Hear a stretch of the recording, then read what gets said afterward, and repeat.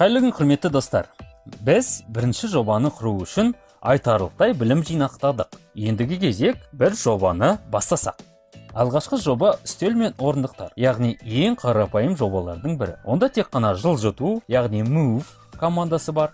Дайын примитивтер және smart scale, содан кейін көшіру деген сияқты қарапайым командалары бар. Біздің ең маңызды бөлшектен бастасақ, ол үстел. Үстелдің аяғынан бастайық. Ұзындығы 10, ені 10,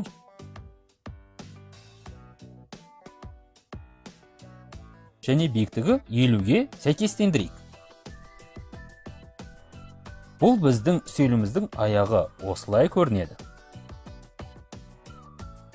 Оларды Ctrl-C пернелерінің тіркесімен көшіріп, Ctrl-V пернелері тіркесімен орнатамыз.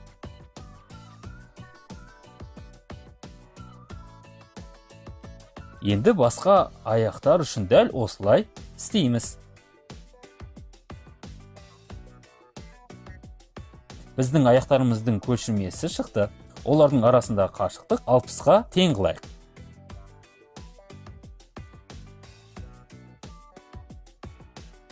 Мұнда біздің үстелдің 4 аяғы дайын. Енді үстелдің бетін қалай жасау керектігін қарастырайық. Мен біздің текшемізді түзетіп, мұны істеуді ұсынамын. Текшенің биіктігін азайтыңыз. Ол 5 мм-ге тең болу керек. Ал ұзындығы 75 және ені 50 мм-ге тең болсын.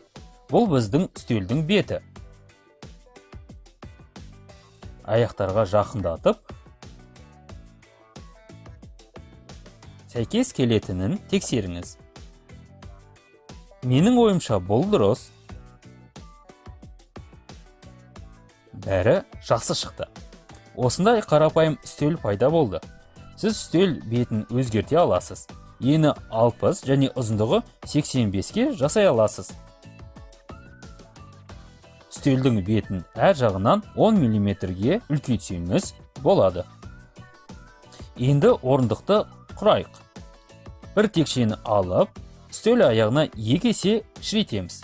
Егер 50 болса, онда 25 жасаңыз. Міне, бізде аяғы барлық параметрлер бойынша шықты. Сондай-ақ көшіріп, орнына қояйық. Арақашықтық үлкен болмау керек. Шамамен 15 мм-ге тең қылайық. Міне, бізде орындықтың 4 аяғы дайын. Сол схема бойынша мен текшені аламын. Оны сығамын. Биіктігін 4 қылып қалдырамыз.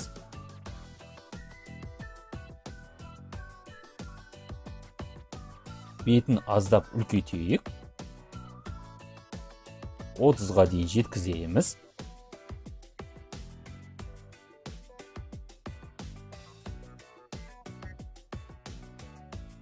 Енді оны көтеріңіз. Аяқтарына қойыңыз. Міне осылай.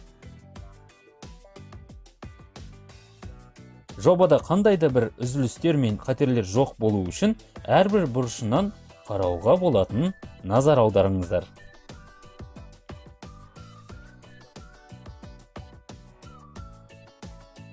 Әрі қарай орындықтардың бетін кішірейтіп, екі жағында 27-ге тең қылайық.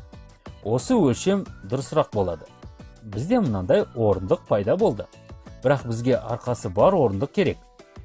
Біз текшені алып, оны осылайша тегістеп, екі жағынан тартыңыз.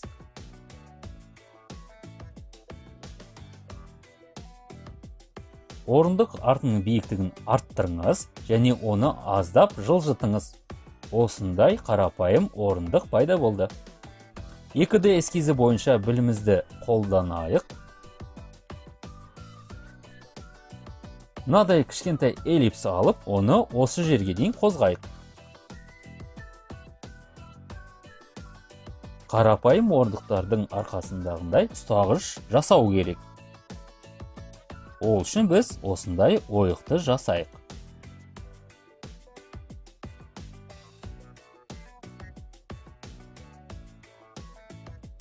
Енді эллипсті орындықтың арқасына келтіру керек. Move, яғни қозғалтуды жасап,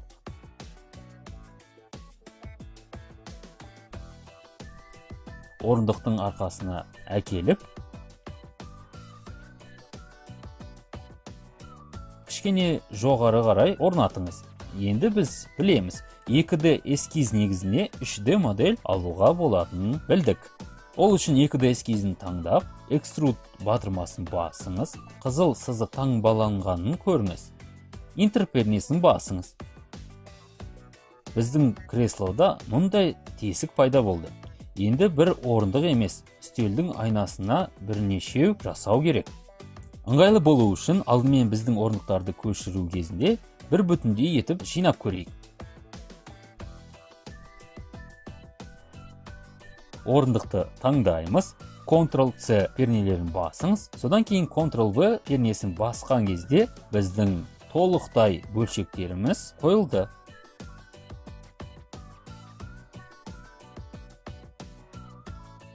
Осы нұсқаулардың көмегімен үстелге жақындатып, және оны үстелге қарай бұрыңыз. Алдыменен біздің алғашқы орындығымызды үстелге жақындатамыз. Содан кейін оны үстелдің екінші жағынан көшіріп аламыз, және біз оны 180 градусқа айналдыруымыз керек. Міне осылай, 3 орындық дайын. Соңғысы қалды.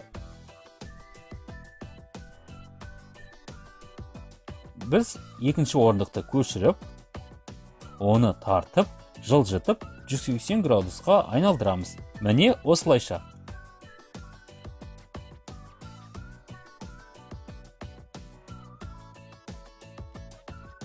Осындай бірінші жоба пайда болды. Біз Move, Scale, Smart Scale қолдандық. Extrude көмегімен 2D эскизімен жұмыс жасадық. Бұл қысқа уақыт ішіндегі қарапайым жоба шықты. Келесі сабақта біз материалдың түсін өзгертуді, өткір бұрыштарды алып тастауды және үстелге басқа заттарды салуды тырысамыз. Барлықтарыңызға рахмет және де сәттілік.